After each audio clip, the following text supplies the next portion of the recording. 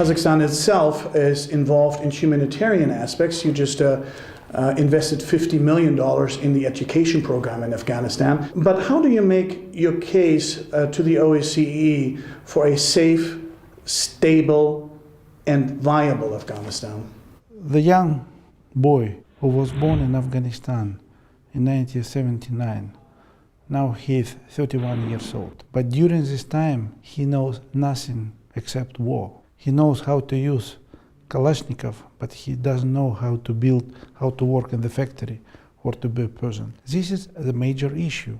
And from my point of view, social, economic improvement, investment in that region, this is the key for further development. Only by humanitarian support, only by case issues in Afghanistan, we cannot resolve this issue. It should be a joint efforts for that, and OSCE could play a better role. One other big problem, of course, from Afghanistan is the flow of opium and hashish and other drugs, which really has caused social problems in Russia and beyond. How do you plan to stem the drug flow? People, they don't know what to do. They know how to grow drugs and they know how to use Kalashnikov. We together should offer them a better alternative, how to create a job opportunity. If we will not do it, it will be always very profitable to sell drugs. There has been criticism about the suitability of Kazakhstan's chairmanship with regard to human rights and democracy. How would you respond to that? Human rights and democratic development is a very important issue for the agenda in Kazakhstan and for Central Asia as a whole. If we compare the situation in Kazakhstan and Western Europe, we can see there are some differences. But if you compare the situation in Kazakhstan and the neighboring Central Asia, you can also see the differences.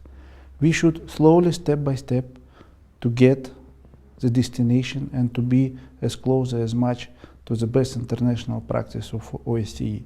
But at the same time, stability in the region, stability in our country is on a very high priority list for us. Kazakhstan has also served as a link between the Islamic world and the West. And in fact, Kazakhstan introduced full-scale inter-institutional collaboration between the Organization for the Islamic Conference and the OSCE. What do you hope to achieve, and is this initiative a recognition of the deteriorating relations between the West and the Muslim world? Both organizations are very important and influential, and this is a big challenge for us to bring closer Islamic and European world closer to each other.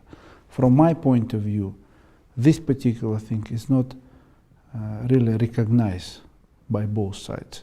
But this is our role to play a bigger role for closing both organizations together. Kazakhstan was the first country to unilaterally scrap all its nuclear arsenal that inherited from the Soviet Union. Given that Iran is poised to become a member of the SCO, which is currently blocked because of the UN sanctions, what role can Kazakhstan play in the issue of nuclear proliferation? Number one, Iran is not a member of SCO. Iran is an observer on SCO.